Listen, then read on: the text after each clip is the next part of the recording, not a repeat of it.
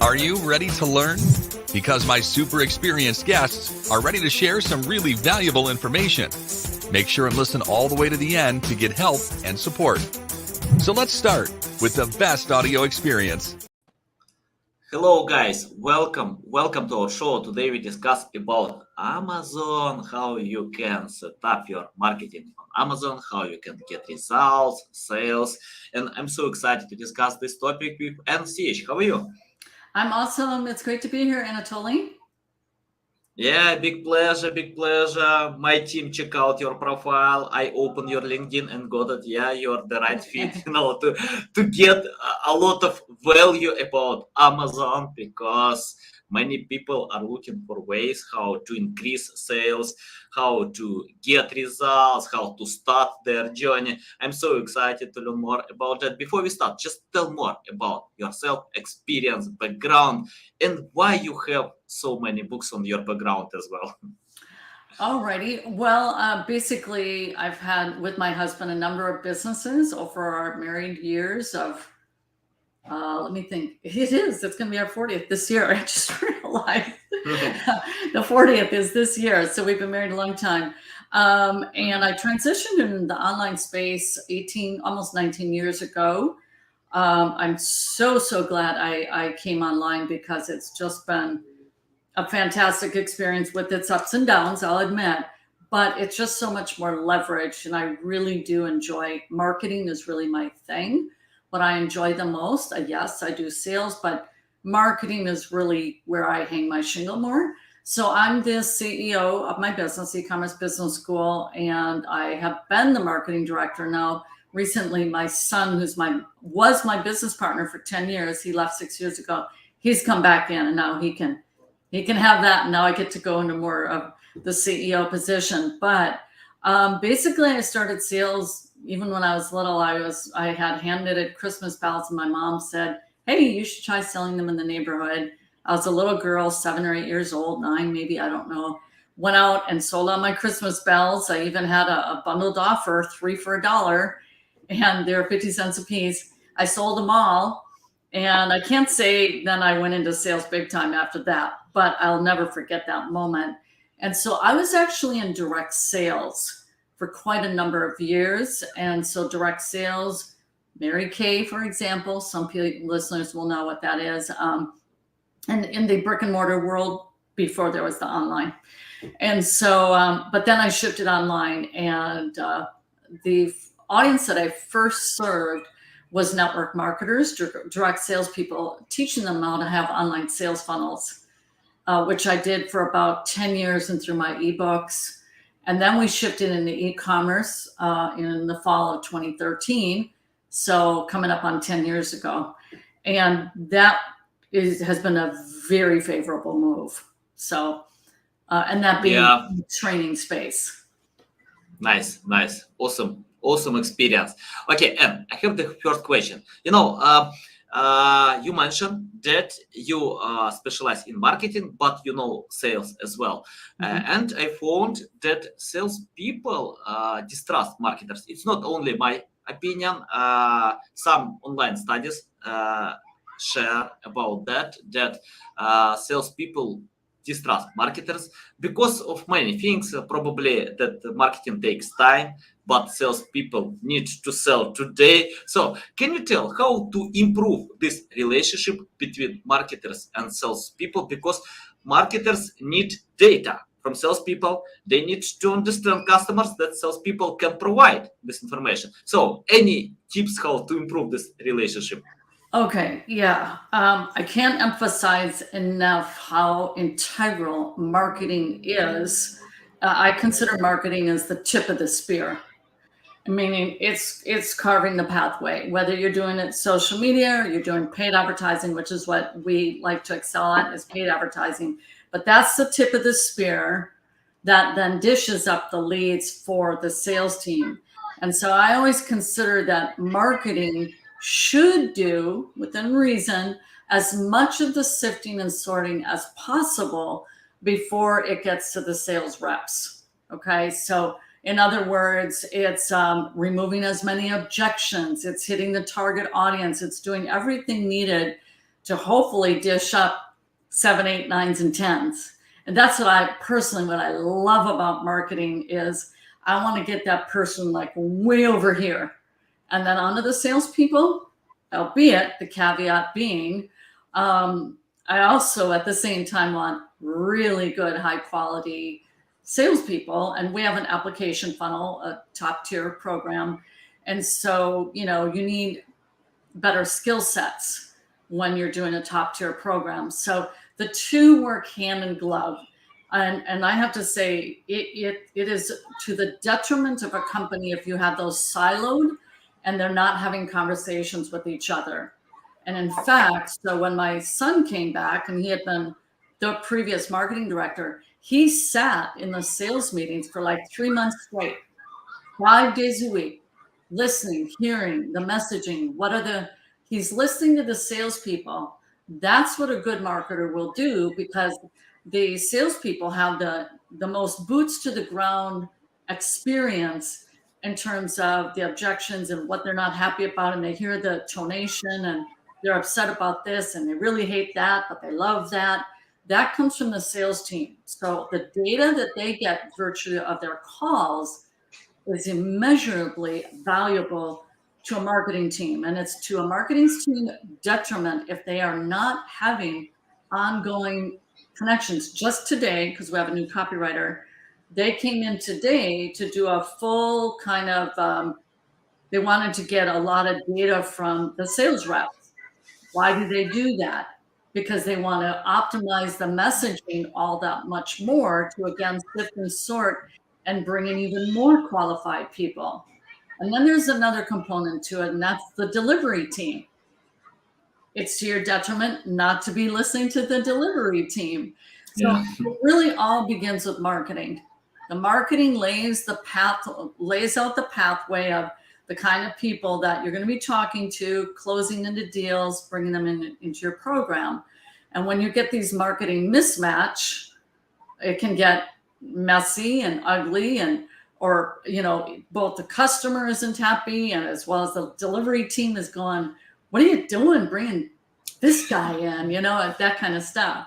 And so the marketing is really extremely high level intelligence, high level thinking, because you've got to put down a value proposition. You've got to know a business, lay out a business proposition so that people buy in, not just with their emotions, but there's logic going into place too. Because if there's not logic, every step of the way, we know it always begins with emotions, but you've got to solidify it. They buy afterwards, they confirm with their logic. So you've got to do right to that in the marketing messages by closing those doors all along the way. So that's an incredible art form that I personally really enjoy. That aspect of marketing is just, and I do a lot of live webinars. I love live webinars. It's just my favorite way of selling. Mm-hmm. And I have a firm belief that if you really believe in your product and you really believe you're doing right by people, you have an ethical duty to sell your product and sell it hard. So that's what I do. Yeah, marketing can't help bad products. So if you have bad products, it's better to spend time to improve the quality of products than to market the product. Yeah, I agree completely. You mentioned that you spend so much time with creating buying persona, or sales funnel. Doesn't matter. Just for example, 10 years ago, I remember I set up Google Ads campaigns without experience because I paid like 5-10 cents per click. Today I can't because it costs like $5-10. I can't set up Google Ads without considering a buying persona, without considering sales funnel. Can you tell how to create sales funnel? How to learn your customer's journey to create the right content plan? Okay. Well, there's a lot of different types of sales funnels. Our most successful funnel to date, which will not apply to everybody, is an application funnel because we have a mentorship program. That wouldn't be, the right funnel for someone with the product, for example. So I'm just going to illustrate, I've done lots and lots of different kind of funnels, but this is of late our most successful funnel. So it begins with an ad that then takes them to our typically an opt-in page, as we know, because you want to collect. Ours is actually the landing page with the VSL to book a call. And we actually just recently cracked the code on how to create that opt-in on the VSL such that we're collecting their name, email, address, and phone number. And then they book the call all in the same URL, the same VSL. So it's not a separate landing page. And we have an outside ad team that we recently hired, I think in about 6-7 months ago. We've been through about 10 ad teams, and we found it's better to do it in-house. This is the first time we've been successful at outsourcing the actual advertising. Typically, it's all in-house. And anyways, so we're getting about a 65% opt-in. And the ad guy, our ad guy, he says like, well, really awesome in the industry is 15. And in fact, typically you'll hear 2% because we've been doing these for years. We're at 65% that they give us. So they're on the VSL page, and that's video sales letter for those of you who don't know what a VSL is. And so then it's there, they're moving forward, and it shows to me the takeaway is the ad is doing so much of the heavy lifting. That's what's driving it, that they're willing to put that in, and 65% of them move forward and book a call. And we have gone with our messaging much more of just tell them what it's about, because I think we're in an era that people are sick and tired of smoke and mirrors. Like it's obscure and I won't find out until I get down here. We just lay it out, even in the ad. In fact, one of our YouTube ads, the ad is literally a 27-minute ad. And, most ad teams, 3 to 5 minutes. No, we've had our bread and butter video ad is 7 minutes. And I think the reason it's gone so well is we just give the facts instead of this smoke and mirror kind of feel that the temperament of the audience is they're kind of sick of it. Like, oh, they're going to drag me through their funnel. They're smart. They've much, I've been doing this almost 18 years. It's a whole different bird now. And they're like more, no. I know where you're going. So they just want to know, just tell me what you got. So that's what we do. Our ad, we tell them, this is what we do. And then they move forward. So, and then the VSL itself is about 22 minutes. But we have taken an ad plus the VSL, merged them together, and it's 27 minutes, a video ad. I'm talking an ad. And we do quite well with it. So that's what we do, book a call, and then to the application page. We've tested both. We've tested upways, downways, sideways, you name it. But so that's our recent test is going surprisingly really, really well.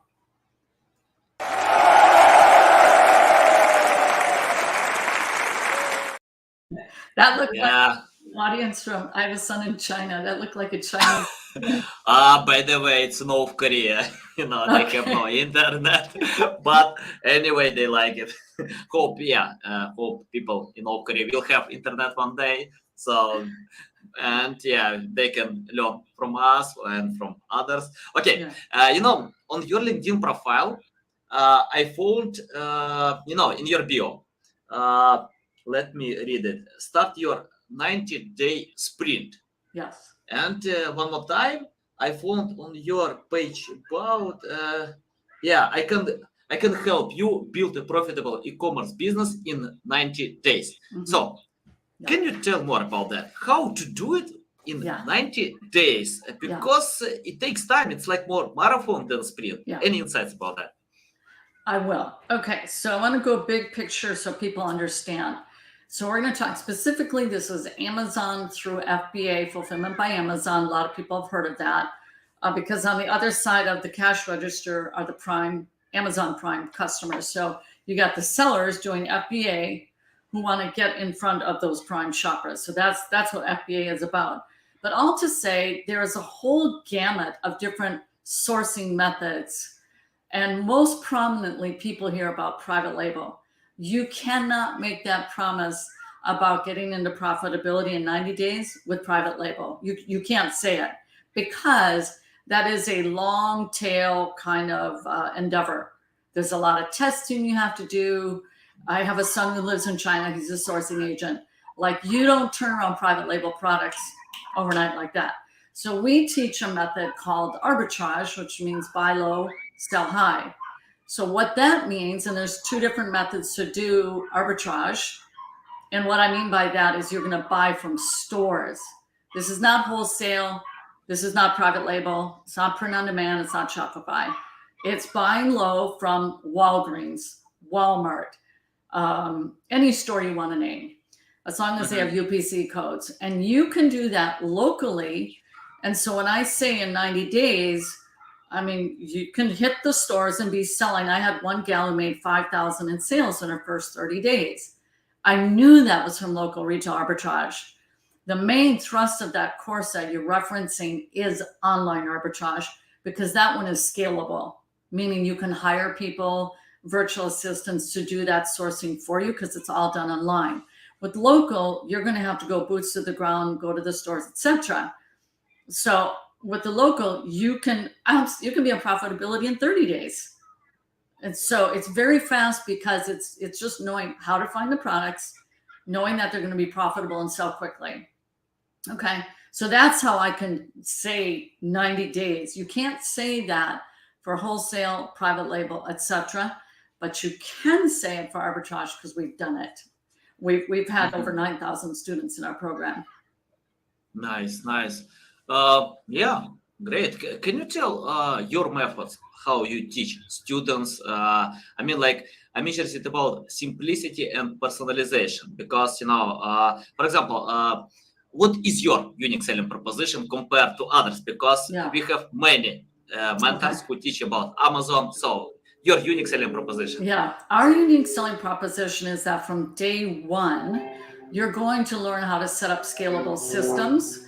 So here I did just talk about a method, and some would say that's my unique selling proposition, but it's not, because they're the other people who teach arbitrage and wholesale and private label. So that doesn't pass for a unique selling proposition. So what we do is we teach from day one, we're going to set you up so you know how to scale this business. And it's done through processes and systems, which we've already developed. We have the blueprints, we have the software, and we will also train you to outsource that work to a team. So our value proposition is not only financial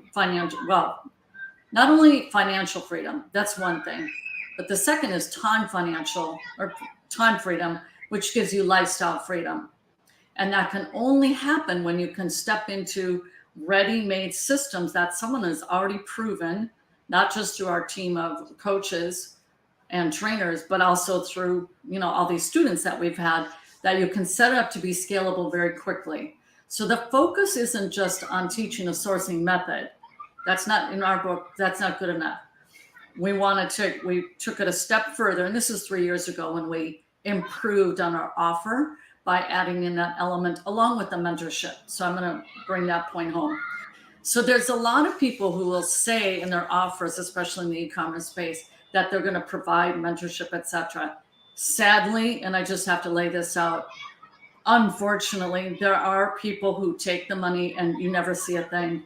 It drives me crazy. But it's kind of like pop-up gurus happen all the time. I've been here 18 years, and that's just a part of the industry, because it's pretty easy to set up your shop online and riff out a sales letter and make a big old promise, and then people aren't there. But on my end, I always tell people, I'm not interested in just training. I want to develop a community, because what a community does is it allows for to develop a business peer network. And it's really almost one of the most valuable assets of being in business is you have a peer network, which allows you to partner with people, to resource with people, etc.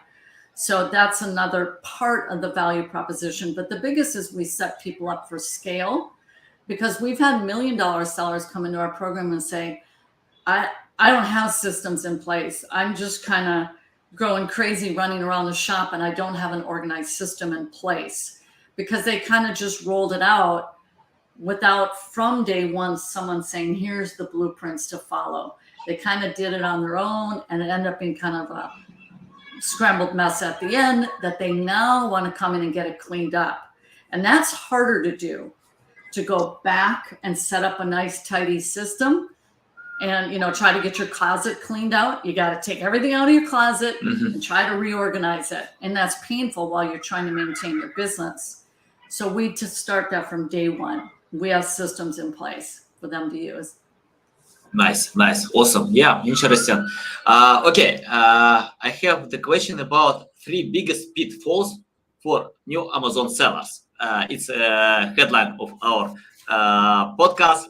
So share these pitfalls. Yes. Okay. The 3 pillars. Did I hear you right? Understand you? The 3 pillars? The The 3 pillars. Yeah, that's what we call them. So number 1 is to generate cash flow. So you can jumpstart your business and keep it going. And that's really important because I tell people, even if you don't join our program, make sure you get these 3 pillars in place. And if they're not there, walk on by. So that's pillar number 1. I'll repeat that again. Generate cash flow. So you jumpstart your business and keep it going. You want to look for a model where you can get into cash flow quickly. Number 2 is to automate systems so you can free up your time and scale up your business. That's pillar number 2 again, is automate systems so you can free up your time and scale up your business. And pillar number 3 is to build assets so you can pass on to your family or to investors. And we have many people who want to do this with their family. They're doing it with their kids. Lots and lots of people, whether that's the adult father with the adult daughter. We have a team doing that. Yeah. She's 18, or they've got high schoolers, grade schoolers. I mean, we've had people as little as 4 or 5 years old helping out with the family economy, you know, by having an Amazon business. So that is pillar number 3, is to build assets. Yeah, got it. Okay. Let's talk about emotion and logic. You mentioned about that we need to consider logic, but 90, I don't remember exactly the number, like 75% of all decisions are emotions. So can you tell how to unite emotions and logic in one marketing message? For example, when I watch a presentation of new Apple Watch with Tim Cook, he shared 3 stories. You know, how Apple Watch could decide any my problems, for example. And, you know, I got the feeling to own this Apple Watch. I got it. I need them. That's why I bought 3 pairs for me, for my son, for my wife. You know, they probably kill me if I buy only for myself. But, you know, I got the feeling of having this Apple Watch.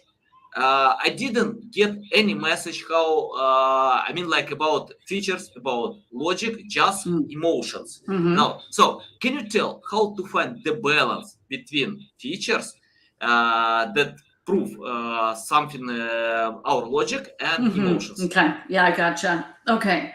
Well, the emotion is in marketing is you're solving someone's problem, whether that problem is to remove pain or to achieve something lovely, which it sounds like with the watch is, you know, they put in social status, you know, you got the cool Apple Watch, etc.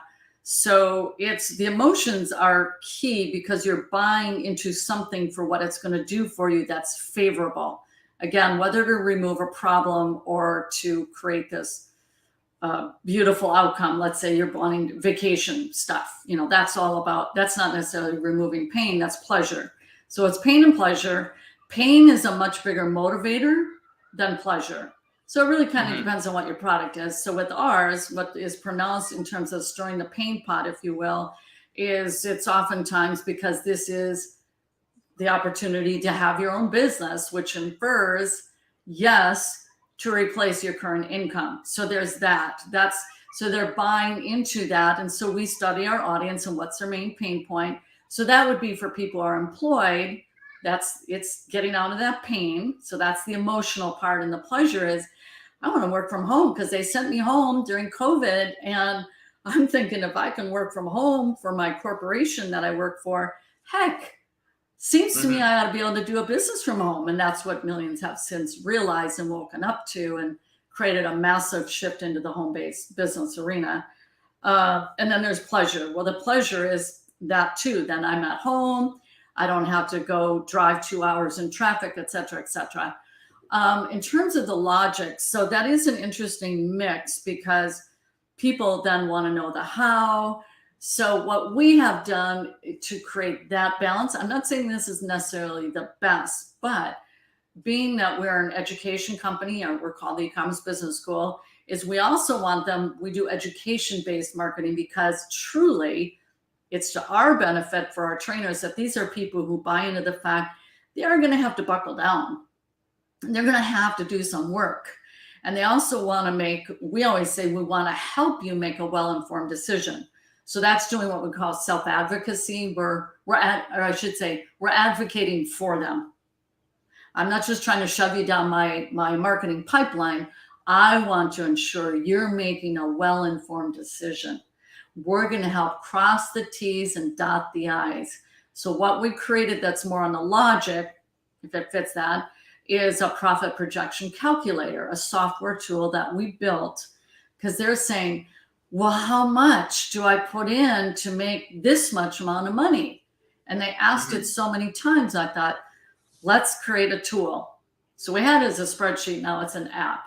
So we give that as a gift when they show up, for example, in our webinar or web class that we do once a month, so that it's justifying with logic. I crunched the numbers, honey, and it looks like we'll be able to do thus and thus. So we're giving them, just like actuarials with life insurance and with real estate, it's all numbers. Well, so is Amazon.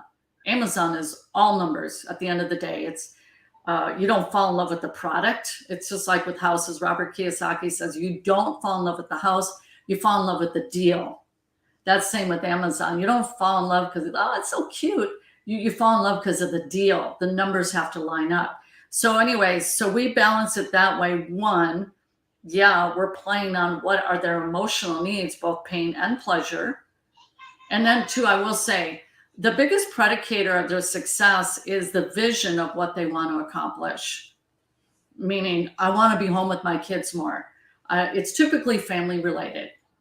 And maybe because of who I am, my presence, female, older woman, etc. But I tend to attract people who are very family centric. And what they're doing is for the outcome of having a stronger family unit in some way, shape, or form. They want vacations. They want to be home with their kids, etc. Or take care of their mom who has Alzheimer's or whatever. It tends to be family oriented.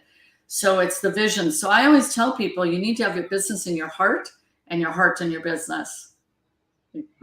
Yeah, nice.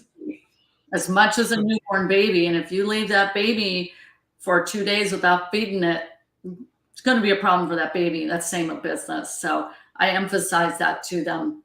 Business in your heart and your business, meaning you got to work that thing. Take care of it. Yeah, I agree. Without passion, it's literally impossible to achieve results today. I remember like 5 years ago, I had a project for the sake of earning money. So I didn't like the project. I didn't understand anything about that, but I had resources, money, and I invested resources for 3 years. I wasted all these resources. I hired a lot of people, but after 3 years, I quit because I got it. So I started to hate Monday. I love Friday, So, and that was not passion. Right. I tried many different projects, but this project took all my money. No, not all my money, of course not, but a lot of money, and just wasted time because. I'm not sure it's a good idea to start anything without passion. I remember Neil Patel shared about when he bought a project about poker, he failed, because he didn't understand how to play poker.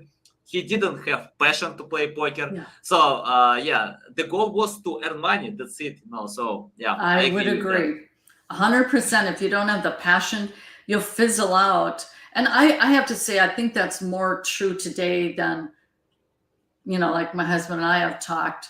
It was a different mindset. Today, the mindset, as I study a lot about the different Gen Z, Gen X, what motivates these people. And with the younger generation, unless they see a cause bigger than themselves in general, they don't want to get behind a company just to do the work. They want to see that it's having a bigger impact. And I follow a lot of books of that nature because I want to be following what drives and motivates people, because I have a significant staff and I want to make sure that they're motivated to stick with me because of the passion of what we do. Yeah, nice. Okay, we discussed about customers, how to satisfy them. What about competition? Amazon, on Amazon, a lot of competitors, and many of them have strong positions. So how to overcome them? Any tips what to do much better than competitors do on Amazon today? I love this question. It actually just came up in a staff meeting this morning. One, I will say in terms of saturation. So there's competition and they're kind of one and the same, but can be asked in two different lights. When my son and I were introduced, he had actually done eBay like 25 years ago. So here now was Amazon. He's like, yeah, but what about saturation? This is back in 2013, 2014. And because in the digital marketing space, things will fatigue much faster because ideas are sniped, repurposed, repackaged, albeit no one can repackage your essence, like your ability to deliver on your word and your customer experience, etc. But so that's what we are accustomed in the digital marketing space. When it comes to Amazon, so this is specifically with the arbitrage method, it's as strong as ever. The stories we have in our community are as strong as ever. And there's two main things that are behind that. One, with the arbitrage, the competition is a lot less from the perspective. It's a lot easier to snipe, and they do this, someone's wholesale, a private label, what did they call it? The branding. It's another wholesale product, but you just slap on a brand. It's not really a private label product. And so before you know it, in a month or two, you got 5 people now with the exact same pillow. Let's just say it's a bath pillow. You can tell it's the same product, but a different label on it. Okay, that does happen really fast on Amazon, very competitive. With arbitrage, it's really, you don't have the benefit to buy in bulk, but the competition there is what is at a cheaper price right now versus elsewhere. So you can go to 2 different Walmarts in the same town and you're going to find different deals there. So that's one way that you help eliminate that competition. But more so is this, Amazon's growth is beyond compare. And so it just keeps growing and growing. And furthermore, just to add a spice of reality here, the churn rate, and that means new Amazon sellers going out versus new Amazon sellers coming in, they're almost the same. It's almost a wash. And because I'm a marketer by nature and I know how to stick with things to get a result, most of human nature and people who try something, they fade out and fizzle very quickly. And when you're a seasoned business owner, you can count on that and know it's like going to the gym. It's January and I'm a gym person. You go to the gym and you go, wow, it's really busy this first week of gym, which I just went the other day. I'm like, it's packed. Oh, but they'll be gone.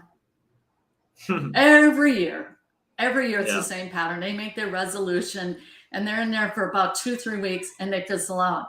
The same is true in business, not just for Amazon sellers, real estate, you name it. I gave it a try. What does try mean to one person versus another? So that's a factor. It's a very real factor. And Amazon has studied that and released the numbers. And I don't know that they call it churn rate, but that's a fact. So I'm going by what has happened in my mentorship program. And I go by what it looked like back in 2014 and what it looks like now. I just had another guy hit 300K from arbitrage, 300K in sales. And the regular 100K, we ship out a certificate. We do this little poster thing that gets shipped out to them when they join. And, and it's the 100K club. And then they get this plaque that they put on their wall. But I'll just say it's a very valid thing to bring up because my son and I, who are very seasoned marketers, we brought it up. We're like, yeah, but what about competition? And it's been a non-issue, especially for arbitrage. It's been a non-issue. So it's just, it is more competitor less than the other sourcing methods. I can't say that there's no competition. Here's another data point. When you use the Amazon seller app, you're going to know the stats, how many sellers there are. So you don't move forward with the product that says 30 sellers. You have it. They want you to have that data point. Amazon doesn't actually want you to make dumb decisions, because then your products sit in their warehouse and then they'll start charging you more fees. So it's really the way you win the game is who knows the right data points and how to best interpret them. That's who wins the game. And that's what we teach. Nice. Awesome. And I have the question about your experience. Let's imagine you started from scratch without any experience, without knowledge, but you want to become an expert in one day and teach others how to sell on Amazon. What will you do today to learn more about Amazon? Well, specifically, I mean, Amazon is very large. They're actually looking to go into nuclear fission for fusion. Okay, yeah. So I mean, they've got we'll talk about for sellers. If you wanted to be a seller, there's YouTube University. I'll recommend they come to our page, for example, e-commerce business school. And I would say to go through, we are actually coming on our 200th edition of, it's called Saturday Morning Live, and these become blog posts on our in our blog. Although if they go to our page, just start gathering up information, ask questions. And I will say the seller, to be successful as a seller, there are a lot of processes involved. And you'll hear more failure stories than success stories, because all too often people got stuck, couldn't get the help, and they had to bail out because they couldn't get an answer for where they were stuck. And then two, they may try a method that's too advanced and fail, and then decide, oh, Amazon doesn't work. Amazon does work. And so I would say it's about getting education up front. They're welcome to come to our page, and it's very organized information.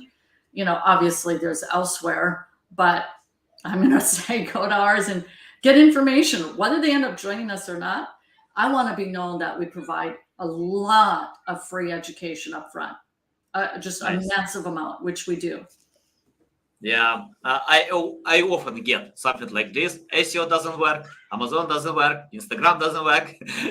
Many things don't work because it takes time, patience, the right skills to learn more about that. And failing, I think that's okay if you fail, because for me it's hard to count how many times I fail. A lot, but I keep learning from them. Yeah, I keep failing every single day, but I can learn, test, find something that actually works, and go ahead. So yeah, I agree 100%. And I have the question about the future. Can you predict what kind of future will be according to your experience, and how to adapt today to this future? Because I think we don't know what will be in the future. But I remember one quote from Jeff Bezos, and he told Amazon will be bankrupt one day, and our goal to procrastinate this event. So any insights what kind of future will be? It's a good idea to adapt, to start on Amazon today, or it's better to find something else? Any yes, insights? Very much so. So we are ourselves as a company beginning to do vertical integration, which means that we're looking for tools and resources that give our members more leverage, supplying our own team of virtual assistants, for example, prep and ship centers. So vertical integration that we acquire. So that's from what our perspective, because I'm going to tell you this, there is such an enormous, support system around Amazon, the Amazon seller system itself. It's a massive, massive economy. And so what I implore people to understand is you start with an Amazon store as it's kind of like your gateway, and it can stay that gateway. I'm happy, I have my store, but I've seen all too often, and this is when you know you're in the right place, is when you can start to see by virtue of your engagement in that industry that there's so many other ways to make money.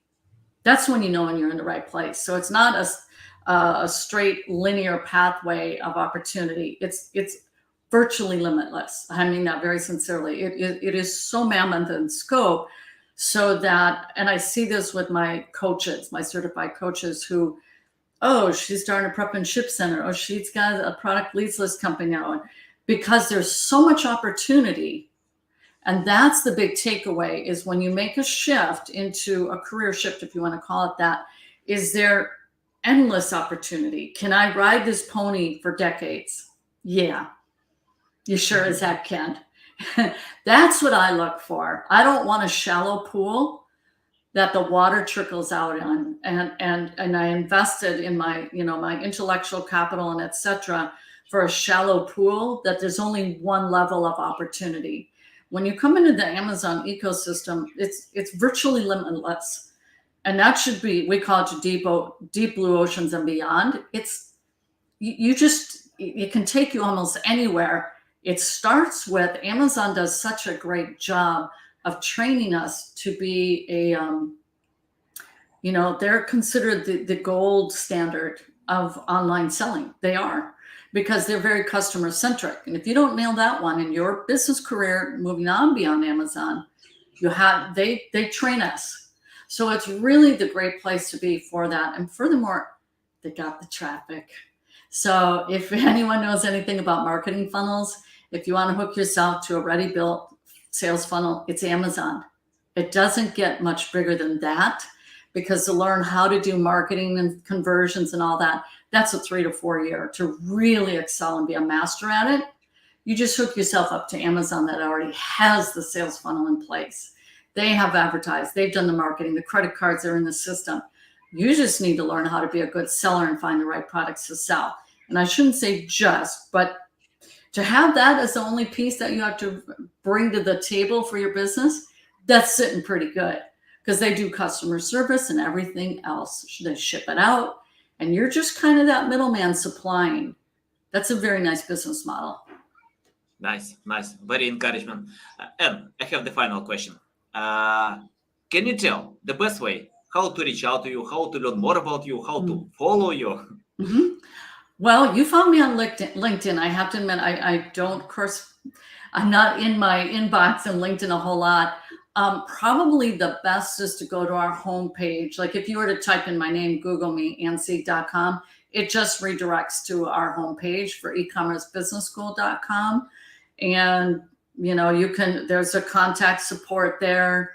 You can reach out that way, and they'll route, to me that way if you have a higher level kind of situation that you're dealing with. But otherwise, to learn about us through the e-commerce business school, where we're going, what we do to service people, just go to ecommercebusinessschool.com. That's the best way. Okay, guys, you can find the links in the description below. LinkedIn profile, YouTube channel, website. By the way, I subscribed to YouTube. I sent you a connection request. And guys, you can find website as well. So find these links, keep learning from Anne, because you can see a lot of valuable insights. So if you want to earn more money, then you need to do it. Okay, guys, love you. See you.